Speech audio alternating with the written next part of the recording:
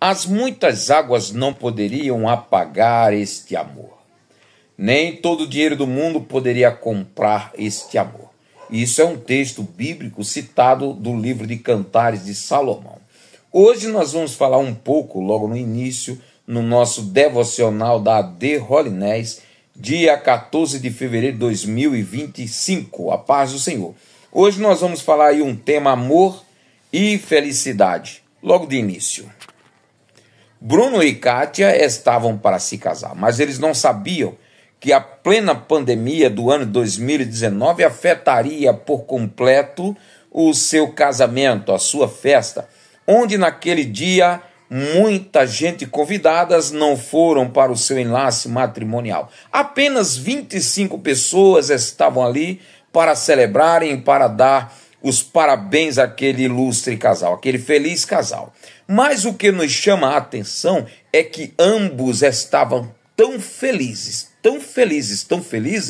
que o tema de hoje é amor e felicidade. Acredito, se tivesse 10 pessoas apenas, a felicidade seria ainda mais estampada no rosto daquele belo e jovem casal. Quando vemos isso, o profeta Isaías, ele exclamou no livro, o livro escrito por ele mesmo, no capítulo de número 62, versículo do 1 ao 5, ele diz que assim como um noivo se alegra com a sua noiva, Deus também sente alegria e prazer pelo seu povo.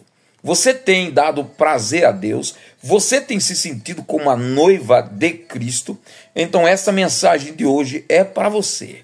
A Bíblia diz que Deus se alegra com você. E tem um texto lá no livro de Neemias, o Esdra, que diz que a alegria do Senhor é a nossa força. Quando você está forte na presença do Senhor, Deus se alegra. Mas vamos aqui agora para o capítulo de número 15 do livro de Levítico. Vamos lá? Capítulo 15 do livro de Levítico vai tratar sobre impurezas sexuais. Eu achei muito interessante como Deus se preocupa, como Deus cuida da saúde, tanto do seu povo, quanto de cada um de nós individual. Aí aqui o texto ele começa falando sobre a infecção do homem, infecção que alguns homens tenham, por descuido sexual, por descuido às vezes de higiene. Então o texto bíblico começa dizendo: se um homem tiver um corrimento nas partes íntimas, ele está impuro, é infecção, ele deve procurar o sacerdote dará 7 dias para que ele fique isolado, e depois trará aí uma purificação para o seu corpo. Aí esse texto vai trazer sobre a secreção do homem, sobre o sêmen do homem, se o homem ejacular e cair em tal local, no pano, em qualquer local que cair, aquele lugar é impuro até à tarde, então vai lavar aquilo e daí por diante. E eu achei muito interessante a maneira que Deus trata o homem e diz, por exemplo, quando o homem ejacular, quando tiver uma ejaculação, o homem deve se banhar e torna-se impuro até a tarde. Mas tem homem, isso é cuidados higiênico, tá? Isso é cuidado higiênico. Tem homens que não têm esse cuidado higiênico, tem mulher também que não tem essa higiene pessoal, acaba de fazer as suas coisas, acaba de fazer, como é que eu vou dizer aqui, a cúpula, colocou açúcar no café, e depois não se banham, não tomam banho, precisa tomar banho, precisa se higienizar, precisa limpar tanto ela quanto ele. Há muitas doenças venéreas, há muitas doenças sexualmente transmitidas, às vezes, entre o marido e a esposa, que pegam um do outro por causa da cebosaria ou a falta de higiene, a falta de cuidado, E diz que de louco, diz que de sábio, doutor e louco, todo mundo é um pouco. Olha, você, meu irmão, que é casado, tem a tua esposa, é bom, é muito bom cuidar da sua saúde, da sua higiene sexual. E tem um remédio na farmácia que você pode chegar lá e pedir um remédio para furúnculo, alguma coisa aí que está dentro do organismo do homem e precisa sair fora, tomar uma vez por ano. Agora esqueci o nome desse remédio.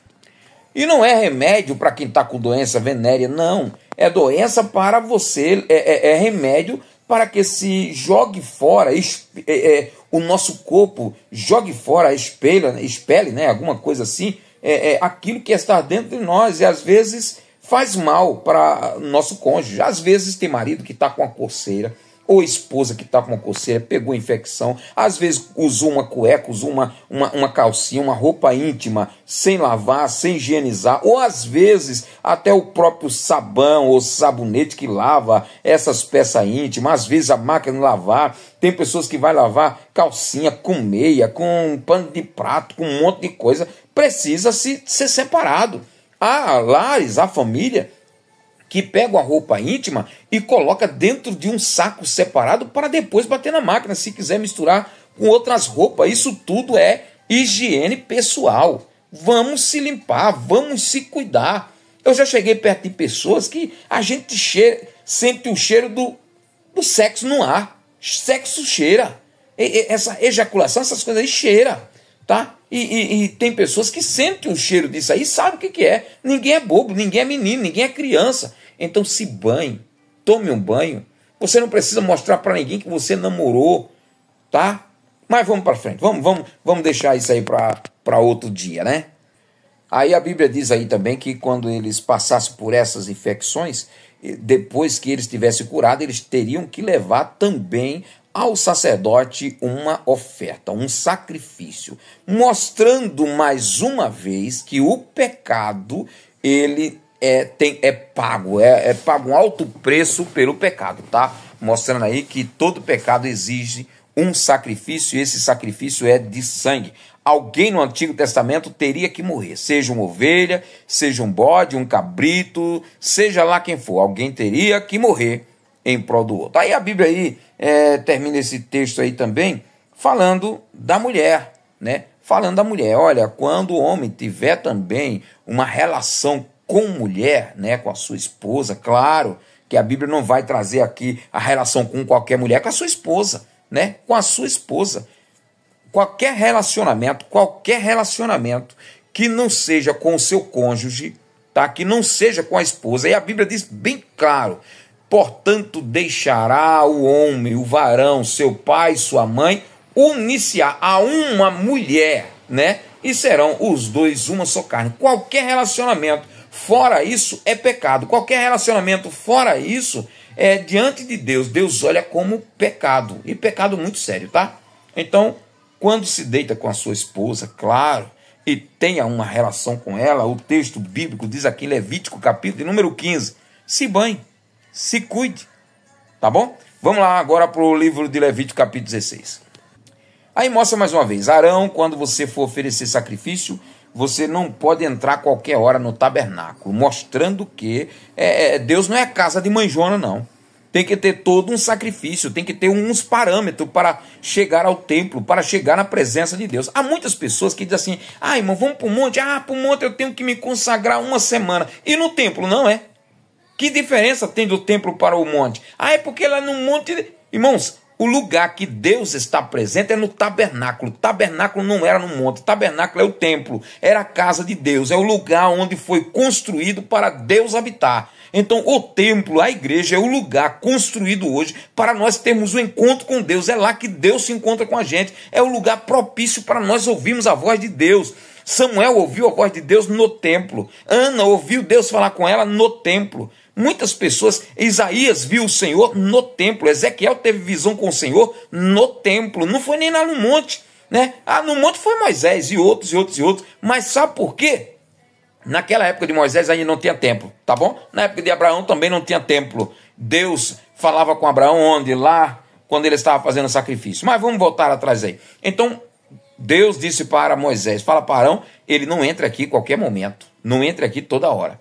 E outra coisa, antes dele entrar, ele tem que fazer sacrifício por ele, sacrifício pelos filhos dele, pela família dele, sacrifício pelo povo e sacrifício pelo tabernáculo. Por ser um lugar santo, ele precisa santificar. Por quê? Porque o meu povo é impuro. Eu sou santo, o Senhor disse, eu sou santo, mas o meu povo é impuro. Então tem que purificar também o ambiente, tá? Às vezes, meu Jesus do céu, há um povo aí que eles, em vez em quando, se entrar um ímpio lá que não seja deles, eles têm que oferecer de novo o templo em sacrifício a Deus. Mas deixa esse povo para lá. E vamos continuar aqui? A comunidade, o povo de Israel, teria que trazer 2 bodes para Arão. Antes dele entrar, Arão colocava as mãos sobre aqueles bodes e um dos bodes seria sorteado. Um ia para Azazel. Um dia a gente fala sobre isso. Ia para Azazel. Pegava aquele bode e levava lá para o deserto. Aquele bode simbolizava que ia levando o pecado do povo, enquanto o outro era crucificado, né? Era sacrificado, melhor. Mostrando aí que Deus afasta os nossos pecados de nós e joga longe. Mas, ao mesmo tempo, o pecado tem um preço. Alguém tem que morrer. Vamos lá agora para o livro de Mateus, capítulo 27. Jesus foi preso.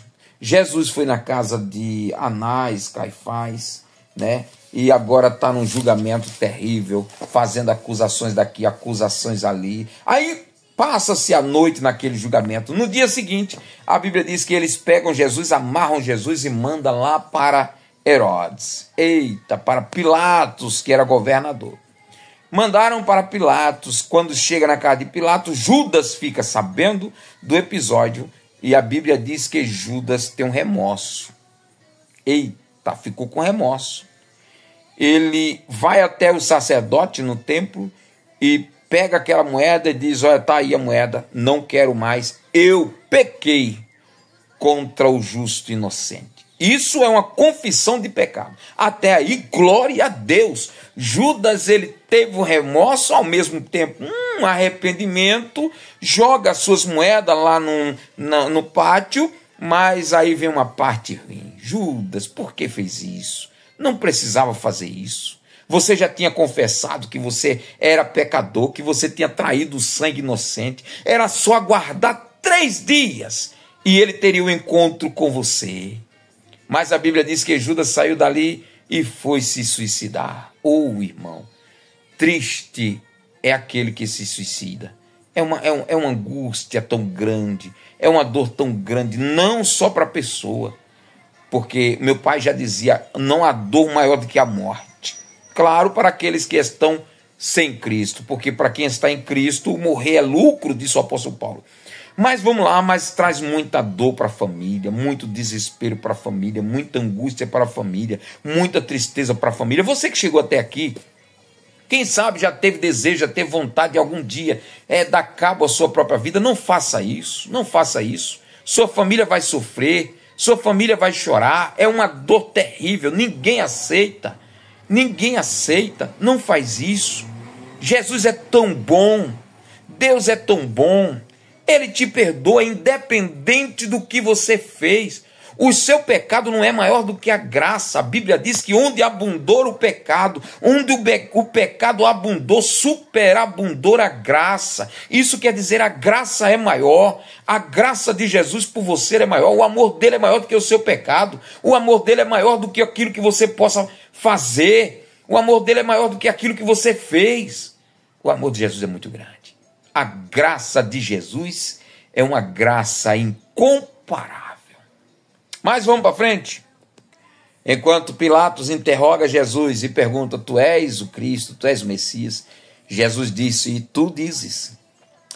E a Bíblia diz que naquele momento do julgamento, a mulher de Pilatos entra, manda uma mensagem para ele, e ele ouve a mensagem. Disse: olha, não te metas com esse justo, porque eu tive um pesadelo essa noite e sofri muito por causa desse homem. Eita! Pilatos nessa hora teve um senso de sabedoria. Pouca coisa, mas foi rápido. Traz uma bacia com água. Ele trouxe uma bacia com água, lavou as mãos e disse: eu sou inocente do sangue deste homem. Eita! Não quero entrar no julgamento por causa desse homem. Eu sou inocente. Eu lavo as minhas mãos, a culpa é de vocês. Aí a Bíblia diz que o povo judeu diz: nós somos culpados, o sangue dele caia sobre nós e sobre os nossos filhos. Por isso, até hoje, os filhos de Israel vivem sofrendo, porque o sangue do Cristo foi derramado sobre ele, mas não o sangue como perdão de pecado, mas o sangue que cobra, porque o sangue ele fala. A Bíblia diz que quando o sangue de Abel foi derramado no chão, o sangue de Abel clamou por justiça a Deus, dizendo: Deus, Caim, meu irmão, me matou, julga. Então, Jesus, o sangue de Jesus também fala. E o sangue de Jesus fala alto. E grande coisa, dura coisa, é alguém cair sob esse sangue. Deus abençoe sua vida. Deus abençoe sua família. Aí, por fim, Pilatos pegou Jesus, entregou aos soldados, mandou açoitá-lo e crucificá-lo. Vamos acompanhar? Amanhã tem mais. Um grande abraço. Deus abençoe sua vida, seu lar e sua família.